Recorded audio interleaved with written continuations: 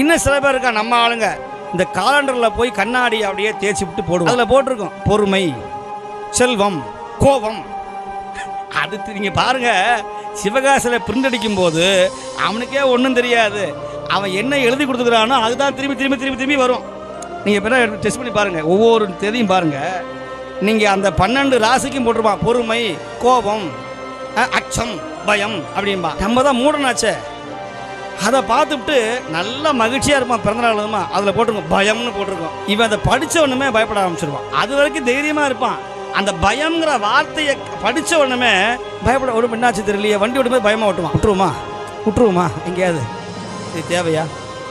இதைத்தான் நம்முடைய சமயம் எதிர்க்குது. நம்முடைய ஞானசம்பந்தரோ, நம்முடைய நாவுக்கரசரோ, சுந்தரரோ இதுதான் மூட நம்பிக்கை பழக்க வழக்கம்.